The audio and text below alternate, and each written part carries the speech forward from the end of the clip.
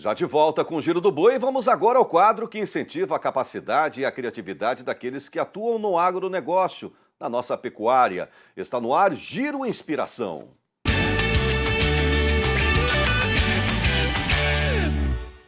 Na semana passada, Elda Elaine, especialista em comportamento e desenvolvimento humano, falou sobre o lado positivo da ambição, que significa o anseio em alcançar determinado objetivo, de obter sucesso. Hoje ela vai explicar o significado de uma palavra que temos ouvido muito nos últimos tempos, não é mesmo? Resiliência. Ela está associada à capacidade que cada pessoa tem de lidar com seus próprios problemas, de sobreviver e superar momentos difíceis, situações adversas, mas não ceder à pressão independente da situação. Esta imagem aqui, pessoal, mostra o que é ser uma pessoa resiliente. Olha só, ser consciente, ter foco, pensar grande, tomar decisões, aprender, ser grato, ser feliz, ser forte, trabalhar duro, se alimentar bem, ter atitude, ser ético, errar sem medo e persistir.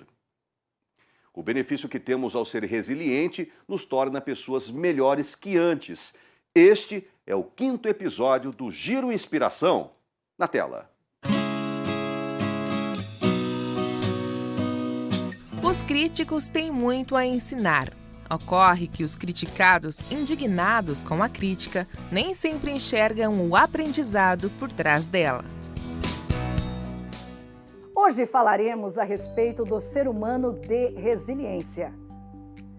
A resiliência é a capacidade de se recompor rapidamente diante de situações adversas. Desafios, dificuldades e problemas todos nós temos. A questão é como a gente lida com eles. Falando de resiliência, quero compartilhar hoje um pouco do que eu vivi.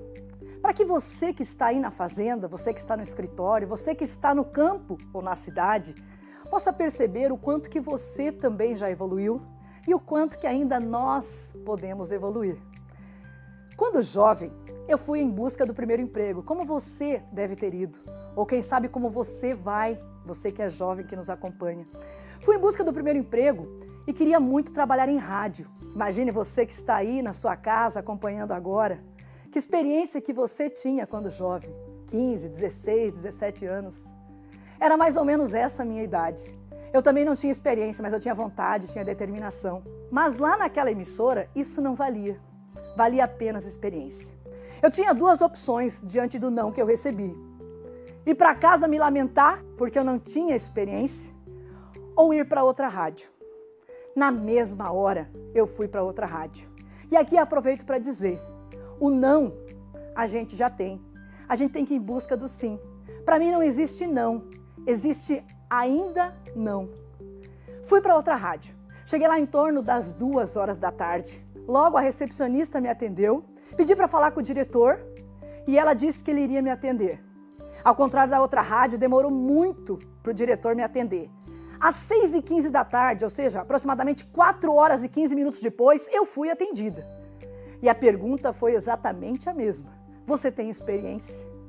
Eu disse, eu não tenho experiência, mas eu tenho vontade, eu tenho determinação. É isso que eu quero. Me dê uma oportunidade. E ele me levou para o estúdio. Já estava evoluindo. Me levou para o estúdio.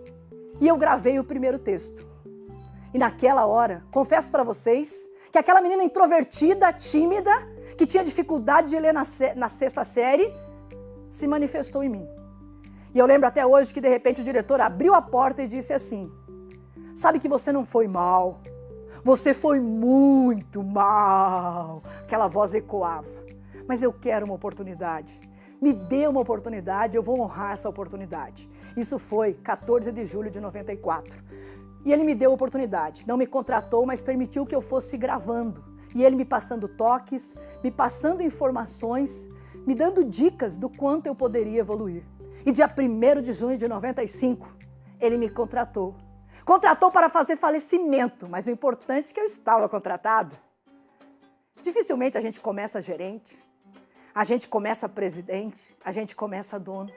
Geralmente a gente começa no degrau primeiro, vai para o segundo, vai para o terceiro e assim a gente vai evoluindo. Eu tenho certeza que você também tem uma história linda do seu começo. E que nós possamos oportunizar outras pessoas também. Lembrando que o não a gente já tem, a gente tem que ir em busca do sim. E depois de 7 anos trabalhando naquela rádio, eu fui convidada para trabalhar na outra rádio. Ou seja, para mim, naquela hora que eu recebi o não, eu levei como não, ainda não. E depois, como profissional, eu fui contratada e trabalhei lá também. Deixei o meu legado lá. Como você está deixando o seu legado, aonde você está nesse momento, onde você está trabalhando, onde você está produzindo, onde você está fazendo o seu melhor. Você conhece alguém que tenha sucumbido diante do primeiro não recebido? E acaso você se recorda de alguém que descobriu, depois de uma porta tristemente fechada, uma segunda porta a se abrir? A escolha é nossa, arrumar meios para prosseguir ou desculpas para desistir. A vida pode ser melhor, desde que observada por perspectivas diferentes. Veja a situação, o problema com outros olhos. É importante lembrar que o sucesso e a felicidade não dependem da inexistência de situações de conflitos, críticas, dificuldades ou empecilhos a lidar. Tudo é administrável, contando que se adote a resiliência. Defendo em minhas palestras que para o ser humano de resiliência não existe não. O que existe é ainda não. A regra vale para você que ainda não vendeu para determinado cliente, para determinado frigorífico, para o funcionário que ainda não alcançou melhores posições, para o empresário do agronegócio que ainda não viu a sua empresa decolar, sua lavoura, sua fazenda abrilhantar-se. É preciso cada vez mais saber lidar com o não. Muito do que somos é resultado dos nãos que recebemos e do quanto buscamos novos caminhos a partir daí. E a dica final de hoje é: para quem tem resiliência, não existe não. O que existe é ainda não. Acredite no seu potencial, acredite nos sims que a vida tem a lhe oferecer.